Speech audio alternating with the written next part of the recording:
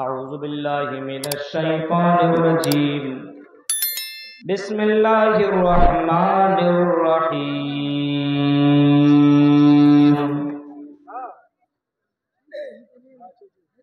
इक़्तरब लिन्नासि हिसाबुहुम व हुम फ़ी ग़फ़लतिन मुअरिज़ून।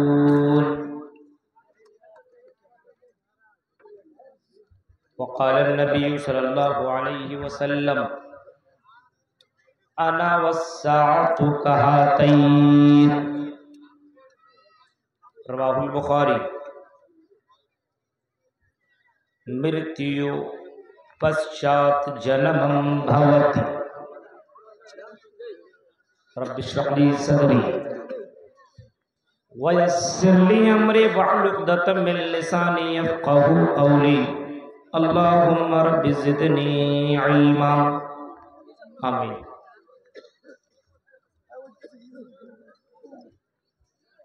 काबिल एहतराम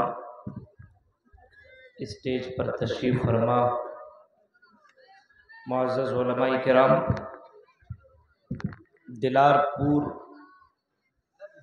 और इसके क़ुर्ब जवार से आए हुए मुअज़्ज़ज़ सामीन हज़रात, इस्लामी बुज़ुर्गों, नौजवान दोस्तों, प्यारे बच्चों और पर्दानशीन मेरी माँ और बहनों,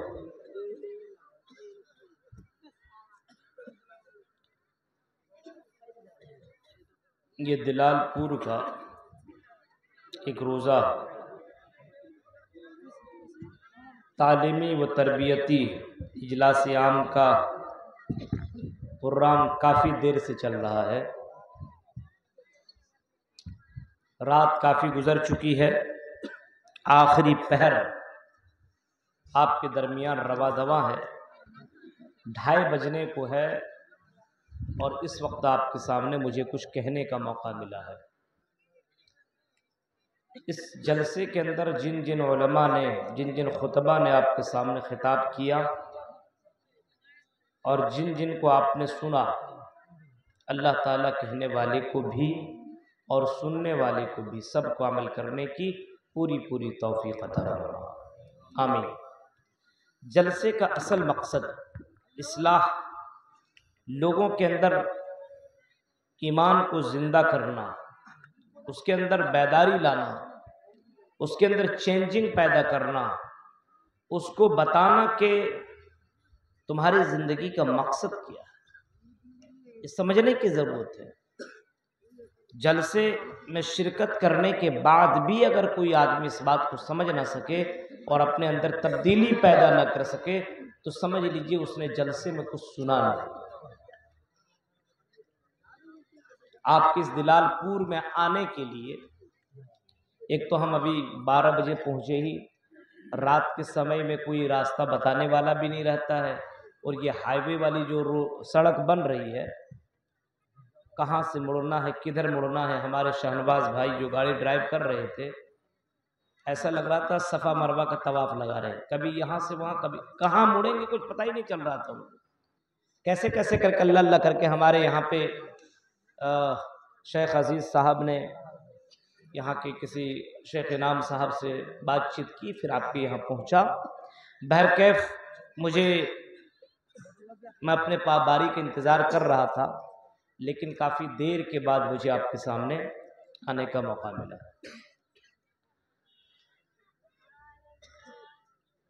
कुरान करीम की सूरे अंबिया की एक आयत करीमा आपके सामने मैंने तिलावत की। हम और आप मुसलमान हैं और मुसलमान होने के बाद एक मुसलमान को 6 चीज़ों पर ईमान लाना ज़रूरी है। 6 चीज़ों पर अल्लाह के ऊपर ईमान लाना कि अल्लाह है, भगवान है। अल ईमानु अन तुमिना बिल्लाही, अल्लाह के ऊपर ईमान लाना। जब अल्लाह के ऊपर ईमान नहीं रहेगा तो आदमी मुसलमान ही नहीं। हर मुसलमान को अल्लाह के ऊपर ईमान लाना जरूरी है। इज्जत और जिल्लत का मालिक अल्लाह को मानना पड़ेगा। अल्लाह के ऊपर ईमान लाना जरूरी है। अल ईमान तुमिन बिल्लाहि व मलाइकती, फरिश्तों के ऊपर हर मुसलमान को ये सोचना पड़ेगा कि हमारे ऊपर अल्लाह ताला ने फरिश्तों को मुतय्यन कर दिया है। जो फरिश्ते हमारे हरकतों को रिकॉर्ड कर रहे हैं, जो फरिश्ते हमारी हरकतों को और हमारे उठने बैठने, खाने पीने और हमारी आदतों को और हमारे हरकतों को वो फरिश्ते रिकॉर्ड कर रहे हैं, या आपको इस बात का यकीन करना पड़ेगा। किरामन कातिबीन, किरामन कातिबीन, दो फरिश्ते ऐसे लोगों के सामने और बंदों के सामने अल्लाह ने मुतय्यन कर दिया है। एक फरिश्ता इंसान की बुराइयों को लिखता है तो दूसरा फरिश्ता इंसान की अच्छाइयों को रिकॉर्ड कर रहा, लिख रहा है। अब जब इंसान को, मनुष्य को इस बात का यकीन हो और ईमान हो कि अल्लाह ताला हमारी हरकतों को रिकॉर्ड कर रहा है, हमारी आदतों को और हमारे अच्छे बुरे कामों को अल्लाह ताला लिख रहा, तो बंदा हर काम को बड़े सोच करके करेगा। एक इंसान को यकीन हो जाए कि हम जो कुछ भी कर रहे हैं अल्लाह रिकॉर्ड कर रहा है। तो आजकल हमारे यहाँ जलसों का जो हाल है, इसके अंदर भी तब्दीली आ जाएगी। जलसा सुनने के लिए आया, जलसा कम सुन रहा है, किसी और चक्कर में ज्यादा लगा हुआ है, जलेबी खाने में लगा हुआ है, कुछ लड़कों का मिजाज बना हुआ लड़कियों के पीछे लगा हुआ है, किसी का मिजाज बना हुआ तो खेल कूद में लगा हुआ है, हंसी मजाक में लगा हुआ है। अब जलसा सुनने के लिए आए, आपको ईमान होना चाहिए फरिश्तों के ऊपर, जो कुछ हम कर रहे हैं हमारी हरकतों को अल्लाह रिकॉर्ड कर रहा है। वह कुतुबी, अल्लाह के किताबों के ऊपर, कि अल्लाह ने जो किताबें भेजी उसके ऊपर यकीन और ईमान होना चाहिए, और ईमान ही नहीं बल्कि उनके ऊपर अमल भी होना चाहिए। वो कुतुबिही व रुसुली, और अल्लाह के रसूलों के ऊपर, भेजे हुए ऋषि मुनियों के ऊपर ईमान होना जरूरी है। व रुसुली वल यौमिल आखिर, और आखिरत के दिन के ऊपर ईमान होना चाहिए।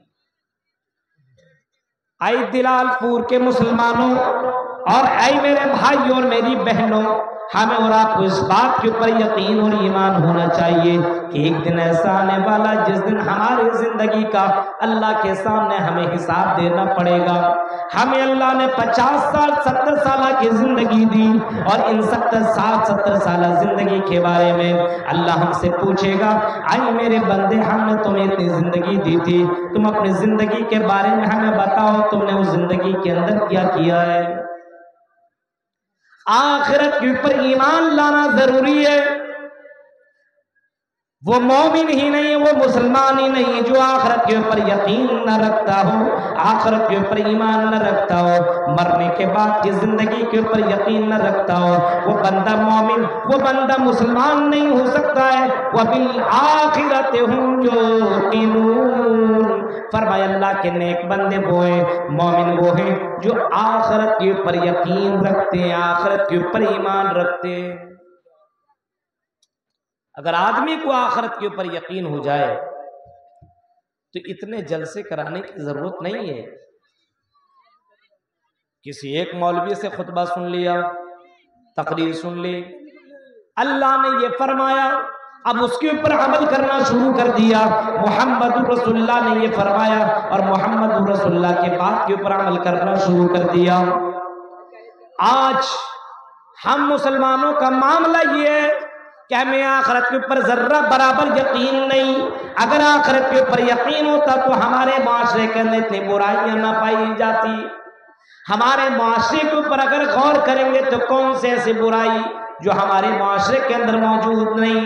शराब में लतपत ये कौन है, शराब में डूबी हुई ये कौन है, ज़िनाकारियों में ये कौन डूबी हुई है, शादीशुदा भी गर्लफ्रेंड रख रहा है और गैर शादीशुदा भी इस गंदगी में डूबा हुआ है। मेरे भाइयों, इसी तरीके से आज मुसलमानों को देखे तो हलाल व हराम की तमीज नहीं।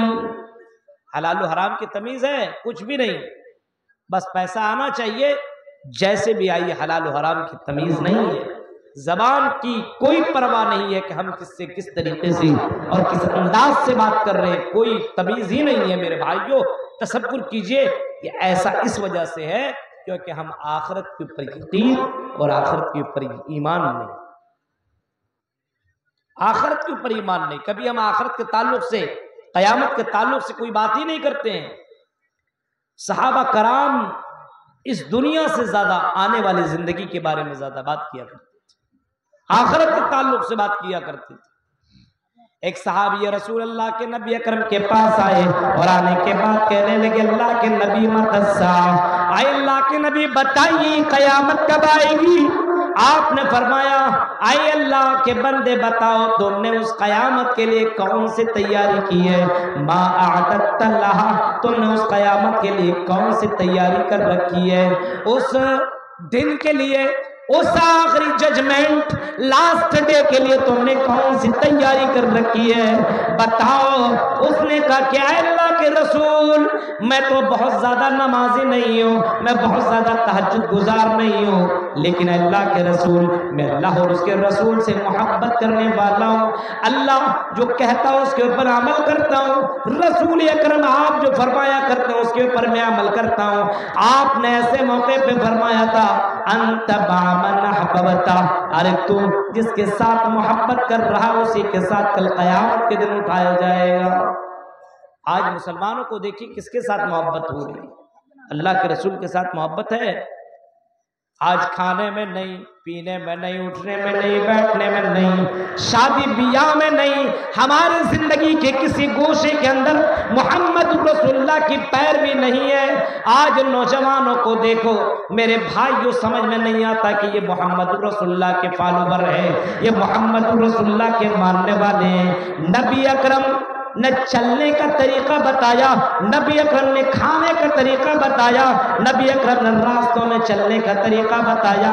अल्लाह के नबी रास्तों में चला करते थे, अपनी निगाहें नीचे करके चला करते थे। आज मुसलमानों को देखिए, हमारा मुसलमान भाई रास्ते में चलता है, अपनी नजरों से जिना करते हुए चलता है। आज हमारा मुसलमान चलता है, गालियां देते हुए चलता है, गाना सुनते हुए चलता है। मेरे भाइयों, आज मुसलमानों को आखिरत के ऊपर जर्रा बराबर यकीन नहीं। आज हमारे अंदर ईमान की कमी, आज मुसलमानों के अंदर लड़कों का यही मिजाज है तो लड़कियों का भी यही मिजाज है, आज यही मिजाज बन गया है।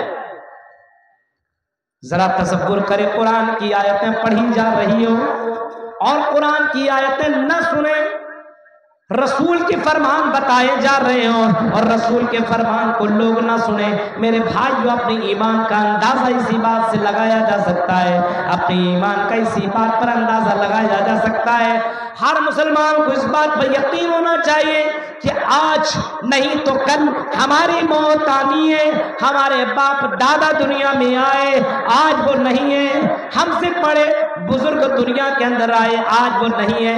अरे नबियों का सरदार इमामुल अंबिया रहमतुल लिल आलमीन इस रूई जमीन के अंदर आए, आज नबी अकरम दुनिया के अंदर नहीं है। उनको इसको भी दुनिया से जाना पड़ा, हमें और आपको भी दुनिया से जाना पड़ेगा, हमें भी कब्र के अंदर जाना पड़ेगा। हमने आखिरत के लिए कौन सी तैयारी कर रखी है? आई मुसलमान भाइयों, आई मुसलमान बहनों, ए दिलावरपुर के मुसलमानों, जरा ये बताओ तुमने उस आखिरत के लिए कौन सी तैयारी कर रखी है? कौन सी तैयारी कर रखी है? तकरीर करने के बाद, सुनने के बाद कल भी वही अमल, मस्जिदों के अंदर कोई तब्दीली नहीं। हाँ, हमारे अंदर अल्लाह का खौफ, अल्लाह का डर नहीं। हर किसी को इस जिंदगी के बाद दूसरी जिंदगी मिलेगी। सुम्मा इन्नकुम बअदा ज़ालिका लमय्यतून। आई मेरे बंदो, हम इसके बाद तुम्हें दोबारा मारेंगे। हम इस जिंदगी के बाद तुम्हें मार देंगे और मारने के बाद फिर हम तुम्हें दोबारा जिंदा करेंगे। सुम्मा इन्नकुम बाद ज़ालिका लमय्यतून सुम्मा इन्नकुम यौमल क़ियामति तुबअसून। आई मेरे बन्नू, क़यामत के दिन हम तुम्हें दोबारा जिंदा करेंगे। ए दिलालपुर के मुसलमानों, तुम्हें भी दोबारा जिंदा किया जाएगा। आई लड़कियों, तुम्हें भी अल्लाह ताला क़यामत के दिन दोबारा जिंदा करेगा। तेरी जिंदगी के बारे में अल्लाह ताला पूछेगा, हमने तुम्हें 50 साल की जिंदगी दी, हमने तुम्हें जवानी की जिंदगी दी, हमने तुम्हें इतनी जिंदगी दी, बताओ तुमने अपनी जिंदगी कैसे गुजारी। उस अल्लाह के सामने तुम्हें जवाब देना पड़ेगा। आज तो मुसलमानों का अकीदा बन चुका है कि मरने के बाद कुछ नहीं होगा। हट, ये मौलवियों के भाषण है, कोई मरने के बाद जिंदा नहीं किया जाए। हिंदू के यहाँ होता है ना कि मरने के बाद उसके यहाँ 7 जन्म है। हाँ, 1 जन्म, 2 जन्म, 3 जन्म, 4 जन्म, 5, 6, 7 जन्म उसके यहाँ भी मौजूद है। लेकिन एक किताब के अंदर बाकायदा ये बताया गया, मृत्यु पश्चात जन्मम भवति, मरने के बाद एक दूसरा जन्म। हिंदू धर्म के यहाँ भी है, मृत्यु पश्चात जन्मम भवति, मरने के बाद तुम्हारे एक दूसरा जन्म होगा। न द्वितीय न तृतीय न चतुर्थ न पंचम, दूसरा नहीं, तीसरा नहीं, चौथा नहीं, पांचवा नहीं। इस्लाम भी यही कहता है, ऐ मुसलमानों, तुम्हें मरना पड़ेगा और मरने के बाद तुम्हें अल्लाह ताला दोबारा जिंदा करेगा। जितने भी दुनिया में आए सबको जिंदा करेगा। आदम से लेकर के कयामत तक जितने भी दुनिया के अंदर लोग पैदा हुए सब मरेंगे। और जब कयामत आएगी तो फिर कयामत के आने के वक्त जितने भी लोग दुनिया में रहेंगे उस वक्त अल्लाह ताला फरिश्ते को हुक्म देगा और फरिश्ता जब सूर फूंकेगा जितने भी जिंदा रहेंगे सब मर जाएंगे। और फिर दोबारा सुम्मा नुफ़िख़ फ़ीह, जब दोबारा सूर फूंका जाएगा तो सारे के सारे लोग उठ करके खड़े हो जाएंगे और अल्लाह के सामने खड़े हो जाएंगे मुजरिमीन की तरह। इस बात का यकीन हो रहे, ईमान होना चाहिए कि हमें अल्लाह के सामने खड़ा हो। आज हमारे यहाँ बुराइयां क्यों? क्योंकि हम अल्लाह के ऊपर यकीन और भरोसा नहीं करते। आज हम अल्लाह के ऊपर तवक्कुल नहीं करते, अल्लाह के ऊपर भरोसा नहीं है, ईमान हमारा कमजोर हो चुका है। इस शराब पीने वालों, नबी अकरम के दौर के जमाने के लोगों को देखो। हाँ, उस जमाने में भी बुराई इतनी ज्यादा थी, लड़कियां जिना के लिए लोगों को बुलाया करती थी, ओ नौजवान आओ आओ हम तुम्हारे लिए तैयार हैं। मरसद इब्न नबी मरसद का नाम आपने सुना होगा। उसकी महबूबा उसकी गर्लफ्रेंड उसे बुला रही है रात की तारीकी में, आई मरसद आओ मेरे पास और आकर के अपनी ख्वाहिश पूरी कर। आओ आओ हम तुम्हारे लिए खूबसूरत बन करके बैठे हुए हैं, आओ रात की तारीकी है, कोई देखने वाला नहीं है। आई मरसदा आकर के मेरे साथ एंजॉय कर, मस्ती कर। मरसद को किस चीज ने इस बुराई से रुकने पर आमादा कर दिया? अल्लाह का खौफ और कयामत के दिन अल्लाह के सामने खड़ा होने का खौफ। मेरे भाइयों, यकीन उसको मालूम था, वो जानता था कि अल्लाह के नबी ने फरमाया कि कयामत के दिन सबको खड़ा होना पड़ेगा और अल्लाह के सामने अपनी जिंदगी का हिसाब और किताब देना पड़ेगा। मरसद कहते नहीं, ओ लड़की, हम तुम्हारे साथ गलत काम नहीं कर सकते। लड़की ने कहा क्यों मेरे साथ नहीं कर सकते हो? क्या मेरे अंदर कोई कमी है? अरे मक्का के अंदर मुझसे ज्यादा खूबसूरत लड़की कोई और दूसरी है, बताओ तो सही। मरसद ने जवाब दिया, नहीं, तुम बहुत ही ज्यादा ब्यूटीफुल हो, बहुत खूबसूरत हो, लेकिन आई अनाक, मैं तुम्हारे साथ गलत इस वजह से नहीं कर सकता क्योंकि मरने के बाद मुझे अल्लाह के सामने जवाब देना पड़ेगा, मुझे अल्लाह के सामने बताना पड़ेगा और कल कयामत के दिन में अल्लाह के सामने इस मामले में क्या जवाब दूंगा और कहीं इसकी वजह से अल्लाह ताला मुझे जहन्नम के अंदर दाखिल न कर दे। ऐसे ईमान लाने वाले लोग थे। आज हमारे यहाँ है, आज हमारे यहाँ नहीं, बुराइयों पे बुराइयां हो रही है। कुरान ने नक्शा खींचा है, वैलुल लिल मुतफ्फिफीन, नाप तोल में कमी करने वाले, डंडी मारने वाले, चोरी करने वाले, डकैती करने वाले, अमानत में खयानत करने वाले, बेईमानी करने वालों के लिए जहन्नम। डंडी मारता हो, चोरी करता हो, डकैती करता हो, गलत काम करता हो, उनके लिए जहन्नम। अल्लज़ीना इज़ा इक्तालू अलन्नासि यस्तौफून, जब लोगों से वो लेते हैं तो पूरा पूरा लिया करते हैं। वइज़ा कालूहुम औ वज़नूहुम युख्सिरून, और जब लोगों को दिया करते हैं तो डंडी मार लिया करते हैं। जब लेने की बात आए तो पूरा ले लेते हैं, और जब देने की बात आए वजन कम कर देते हैं। अला यज़ुन्नु उलाइका अन्नहुम मबऊसून, ऐसा बंदा इस वजह से करता है क्योंकि उसको मरने के बाद की जिंदगी के ऊपर यकीन नहीं है। अला यज़ुन्नु उलाइका अन्नहुम मबऊसून, उनको इस बात का गुमान ही नहीं, यकीन ही नहीं कि मरने के बाद दोबारा जीवित किया जाएगा, दोबारा जिंदा किया जाएगा, दोबारा अल्लाह के सामने खड़ा किया जाएगा। अला यज़ुन्नु उलाइका अन्नहुम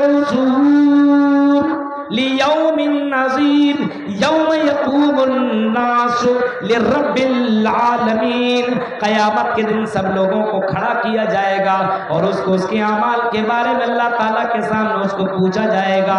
ऐ मुसलमानों, जो तुम ज़िना कर रहे हो, आज ज़िनाकारी इस वजह से हो रही क्योंकि उसको आखिरत के ऊपर यकीन नहीं है, उसको अल्लाह के सामने खड़ा होने पर यकीन नहीं है, उसको भरोसा नहीं है। आज बंद कमरे में गलत काम करता है, भाई नहीं देख रहा है, माँ नहीं देख रही है, अब्बू नहीं देख रहे हैं। आज बंद कमरे के अंदर मोबाइल का एक बटन दबाया और सेक्सी मूवी देखना शुरू कर दिया, गलत चीजें देखना शुरू कर दिया, और बाजारों में गया वहां पे लड़कियों को छेड़ना शुरू कर दिया, किसी और होटल में गया शराब पीना शुरू कर दिया। उसको ये यकीन होता है कि हमारे रिश्तेदार हमें देखने वाला नहीं है, हमारा पड़ोसी हमको देखने वाला नहीं है। मेरे भाइयों, चलो ठीक है, तुम्हारा पड़ोसी तुम्हें नहीं देख रहा, तुम्हारा घर वाला तुम्हें नहीं देख रहा, तुम्हारा भाई तुम्हें नहीं देख रहा है, लेकिन अल्लाह ताला तो तुम्हें देख रहा है। तुम्हें अल्लाह के ऊपर पूरा यकीन होना चाहिए।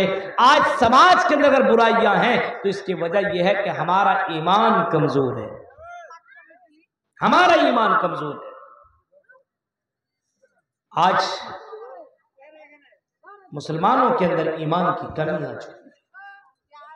ईमान हमारा इतना कमजोर आ गया कि एक चाय में बिकने वाला हो गया। वोट के मौके पे देखिए, अभी आने वाला है ना, कितने मुसलमान बिकेंगे, चाय पिला दिए उसी का गीत गाने लगेगा। आज ईमान बहुत कमजोर हो चुका है। सबसे मजबूत आज हम लोगों का ईमान होना चाहिए, यकीन होना चाहिए। अल्लाह इज्जत और जिल्लत का मालिक है। मेरे भाइयों, आज मुसलमान बुराइयां पे बुराइयां कर रहा है, आज कोई टोकने और रोकने वाला नहीं है। जरा तसव्वुर करो, क़यामत के दिन सारे लोग खड़े होंगे और सबको अल्लाह ताला सबसे हिसाब और किताब लेगा। अल्लाह के नबी सल्लल्लाहु अलैहि वसल्लम ने फरमाया, ला तज़ूलु क़दम इब्न आदम यौमल क़ियामा, क़यामत के दिन बंदा अपने कदम को हिला नहीं सकता। कोई भी आदमी, मर्द हो या औरत, अपने कदम को हिला नहीं सकता।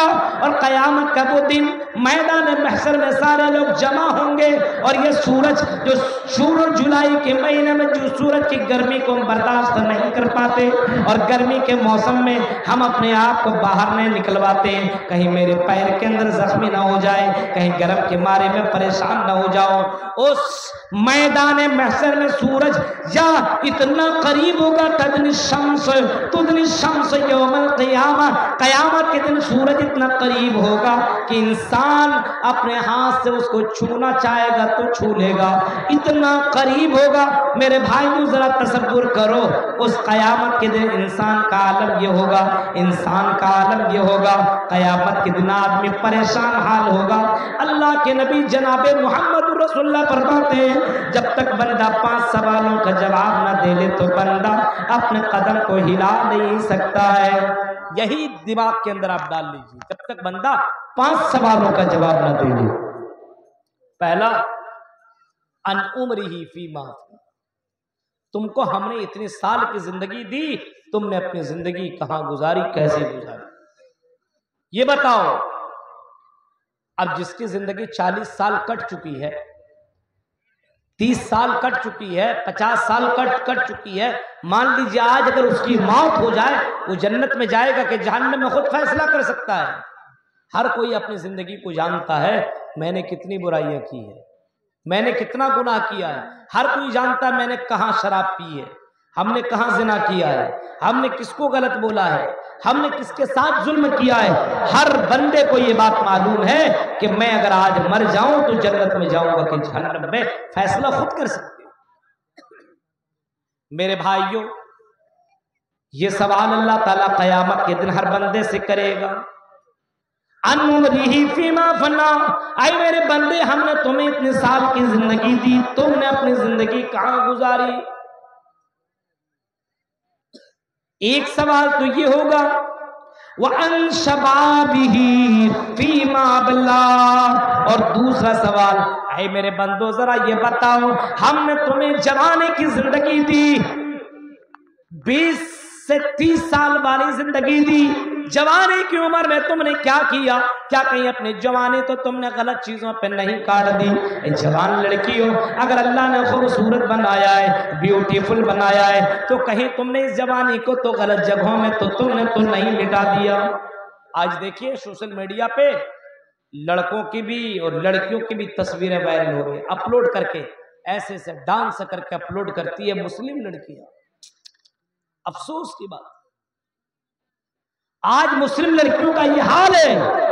इंस्टाग्राम के ऊपर जरा मुस्लिम लड़कियों की वीडियो आप देखिए, जैनब नाम है, फातिमा नाम है, कुलसूम नाम है, सुमैया नाम है, इस्लामिक लड़कियां अपनी जिस्म को नुमाइश करते हुए नजर आपको आएगी,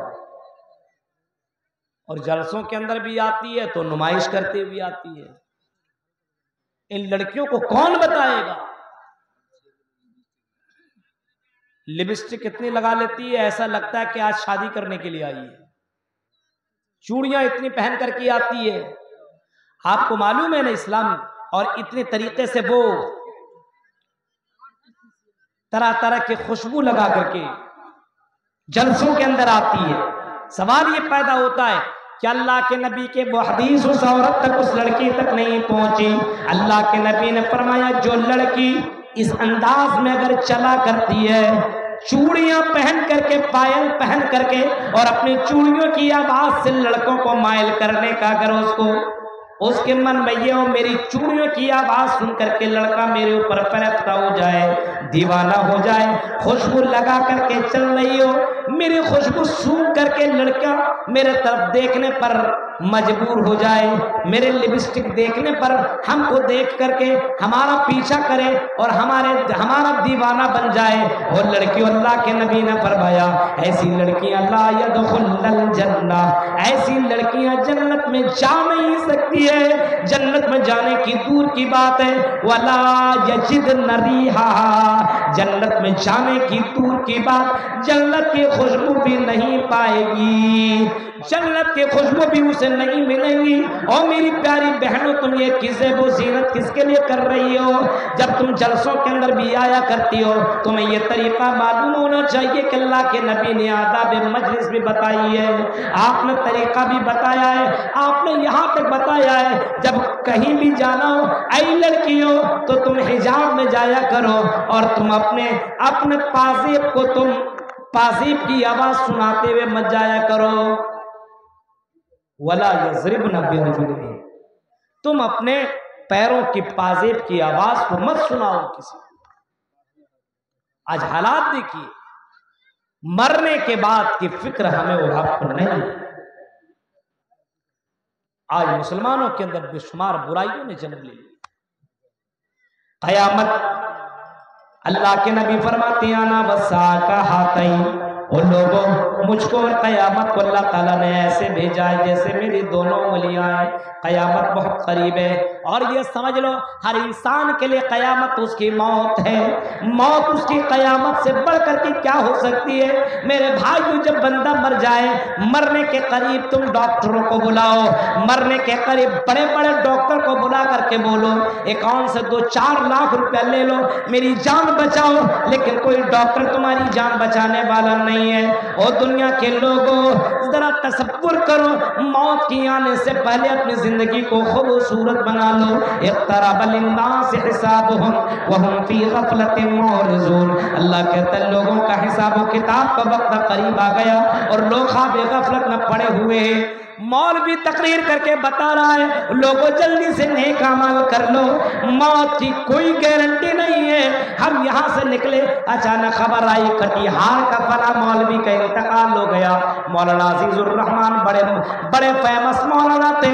अचानक खबर आई कि इंतकाल हो गया, फला जगह से खबर आई फला का इंतकाल, फला का इंतकाल।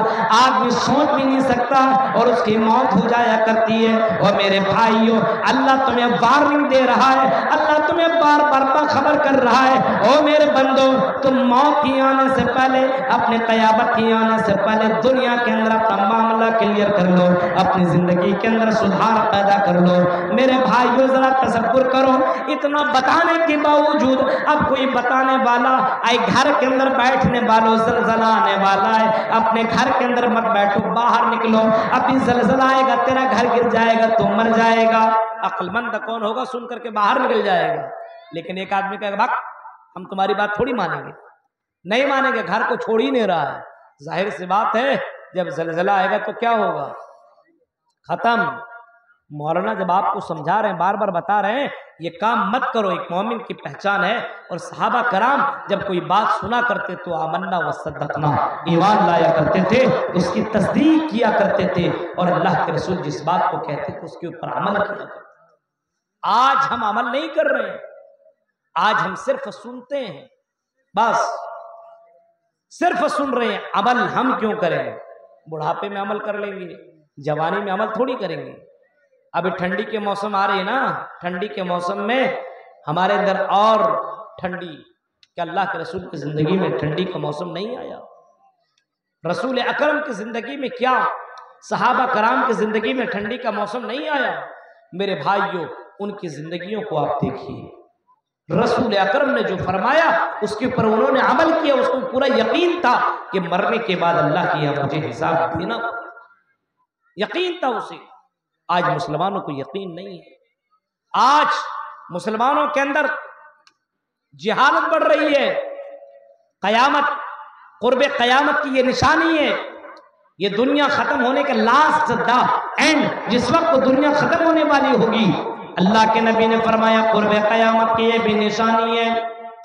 जिहालत आम हो जाएगी, इल्म वाले कम लोग होंगे, जिहालत आम। अभी किसी को खड़ा करके पूछ दो नमाज का तरीका बताओ, अल्लाह के कसम 90% लोग नमाज का तरीका नहीं बता पाएंगे। अगर मैं पूछ दूं कि जनाजे की नमाज की दुआ बताओ, जनाजे की दुआ बताओ, नहीं बता पाएंगे। और अगर मैं ये पूछ दूं आज किसका मैच था, अरे मुनीर साहब इसका मैच था। अगर मैं पूछ दूं इस मूवी में, इस फिल्म के अंदर कौन कौन से गाने, कौन सी हीरोइन है, कौन सा हीरो है, हम बताएंगे। हमारा मुसलमान फिल्मों में पीएचडी किया हुआ है, हमारा मुसलमान गाने में पीएचडी किया हुआ है, हमारा मुसलमान ड्रीम 11 में पीएचडी किया हुआ है, हमारा मुसलमान इन तमाम चीजों के अंदर बड़ा टैलेंट है। चूना कैसे लगाया जाए, दूसरे को कैसे ठगा जाए, दूसरों का माल कैसे कब्जा किया जाए, इनको ये पता है। लेकिन नमाज का तरीका इन्हें पता नहीं है, इनको रोजे का तरीका पता नहीं है, इनको जनाजे की दुआ मालूम नहीं है, इनको आदाब मजलिस पता नहीं है, इनको जलसे में आने और जाने का तरीका मालूम नहीं है। रसूल की हदीस बयान की जा रही हो, किस अंदाज से बैठ करके सुनना चाहिए ये भी पता नहीं है। मेरे भाइयों जरा तसव्वुर करो, गौर करो। अल्लाह के नबी ने फरमाया कयामत के करीब में कुछ निशानियां हैं, उनमें से एक निशानी ये है कि लोगों के अंदर जिहालत आम हो जाएगी। इतनी जिहालत होगी कि कोई पूछेगा तो मौलवी से पहले जाहिल फतवा देगा। कहीं कहीं देखिए, कभी कभी किसी जगह पे हम बैठे हुए किसी ने मसला पूछ लिया हमसे, अब हम बोले भी नहीं, दूसरे पहले वो मसला बता दिया। दूसरा आदमी जो कभी पढ़ा भी नहीं है बोल दिया। मेरे भाइयों, अल्लाह के नबी ने फरमाया जिहालत इतनी ज्यादा बढ़ जाएगी, जिहालत इतनी ज्यादा बढ़ जाएगी, उलमा की कमी हो जाएगी। आज इतने मदारिस खोलने के बावजूद आप अपने कटिहार के अंदर देखिए कितने आलिम हैं। आज लोग अपने बच्चों को आलिम दीन नहीं बना रहे, उनको अल्लाह की जात के ऊपर भरोसा नहीं है। अरे ये मौलवी क्या कमाएगा, ये मौलवी कैसे खिलाएगा। मेरे भाइयों, अल्लाह ताला ने खिलाने पिलाने का फैसला अपने ऊपर कर लिया है, जजमेंट किया है। क्या ऐ मेरे बंदो, नहनु नरज़ुकुकुम वइय्याहुम, ऐ मेरे बंदो हम तुम्हें रोजी देंगे और हम तुम्हारे बेटों को भी रोजी देंगे। अल्लाह के नबी फरमाते जिहालत बढ़ जाएगी। आज मुसलमानों का बच्चा को देखिए, खाने का तरीका मालूम नहीं, चलने का तरीका मालूम नहीं, उठने का तरीका मालूम नहीं, बैठने का तरीका मालूम नहीं। आज मुसलमानों के अंदर इतनी जिहालत आई, तो ये जिहालत कहाँ से आई? जिस कौम को ये बताया जा रहा हो इक़रा, आई मुसलमानों पढ़ो, सबसे पहले हमें पढ़ने का ऑर्डर मिला है, और वो कौम तालीम के मामले में सबसे पीछे है, सबसे पीछे तालीम के मामले। जिहालत आम, लड़कियों को अपना पाकी का तरीका मालूम नहीं, लड़कियों को अपना प्राइवेट मसला मालूम नहीं। बहुत सी लड़कियां फोन करके पूछा करती है। मेरे प्यारे भाइयों, जरा तसव्वुर करो, आज नौजवानों को भी बुनियादी तालीम मालूम नहीं। हालांकि अल्लाह के नबी ने कभी फरमाया था तलबुल इल्म फरीज़तुन अला कुल्ले मुस्लिम, ऐ मुसलमानों तुम्हें बुनियादी तालीम हासिल करना जरूरी है। ऐ लोगों, अल्लाह के नबी ने फरमाया था बुनियादी तालीम, खाओ कैसे, पियो कैसे, उठो कैसे, बैठो कैसे, नमाज कैसे पढ़ो, रोजा कैसे रखो, ज़कात किस अंदाज से दो, इतना तरीका तो तुम्हें मालूम होना चाहिए। लेकिन मुसलमानों को इतना भी तरीका मालूम नहीं है। मेरे प्यारे साथियों, नबी ने फरमाया क़यामत के करीब लोगों के अंदर जहालत बढ़ जाएगी। इतना लोग जाहिल हो जाएंगे कि लोग खड़े खड़े पानी पिएंगे, लेकिन कोई टोकने वाला ना होगा। आज है कि नहीं? शादी ब्याह के अंदर कहीं कोई खड़ा खड़ा पीता, कोई बोलता है बेटा खड़ा खड़ा पी रहा, बाएं हाथ से पी रहा है, कोई मतलब नहीं, बाप कुछ थोड़ी बोल रहा है। इतना जाहिल है, उसको इतना भी मालूम नहीं है। मेरे प्यारे साथियों, हलाल और हराम खा रहा है, कोई मतलब नहीं है।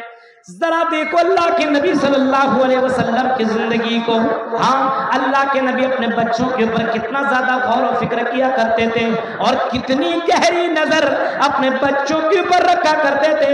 हजरत हसन या हुसैन दोनों में से कोई सदका का माल खा रहे, बैतुल माल के अंदर वो माल जमा है, और बैतुल माल के अंदर मेरे भाइयों वो माल जमा है, और उनका बेटा हजरत हसन या हुसैन अल्लाह के नबी के ये नवासे ये खा रहे हैं।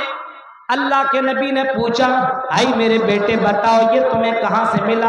जवाब आया कि यहाँ से मिला, बैतुल माल में, यहाँ ये माल रखा हुआ था, सदका का माल आया था, वही माल दे दिया, उसी को खा रहा हूँ। अल्लाह के नबी ने फरमाया कख या हसन या हा हुसैन, आई मेरे बेटे इसको जल्दी से उल्टी कर दो, ये हमारे लिए हलाल नहीं है। अल्लाह के नबी एक छोटे से बच्चे को इस अंदाज से तरबियत दे रहे हैं। उमर फारूक को देखो, अपने बेटे के ऊपर कितनी गहरी नजर रखा करते थे।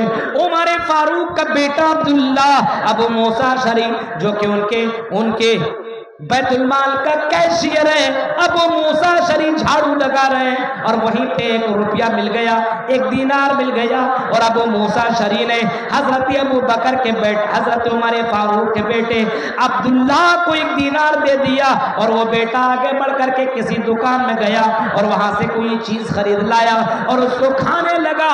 उमर फारूक की नजर पड़ी, उमर फारूक ने कहा बेटे ये तुम खा रहे हो कहां से मिला?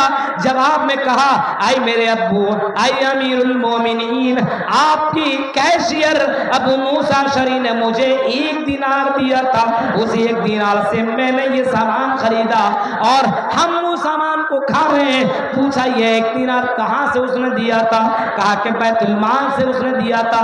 झाड़ू लगा रहे थे, हजरत उमर फारूक दौड़े दौड़े गए, अपने बेटे को भी लेकर के गए और आए अबू मूसा शरी को बुलाया, आई मूसा शरी ये बैतुल माल का पैसा, ये बैतुल माल तो का पैसा तुमने हमारे बेटे को क्यों दे दिया? तुम्हें मालूम ये हमारे लिए हलाल नहीं है। मेरे भाइयों, इतनी जिहालत हमारे यहाँ चुकी है कि हलाल और हराम की तमीज जर्रा बराबर नहीं है। हलाल और हराम की तमीज हम और आप नहीं किया करते हैं। इस वजह से हमारे अंदर जिहालत आम हो गई, उलमा की कमी हो चुकी है, उलमा की कदर नहीं है, आज उलमा की इज्जत नहीं है। आज उलमा को लोग हकीर निगाहों से देखा करते हैं, उलमा की इज्जत नहीं है।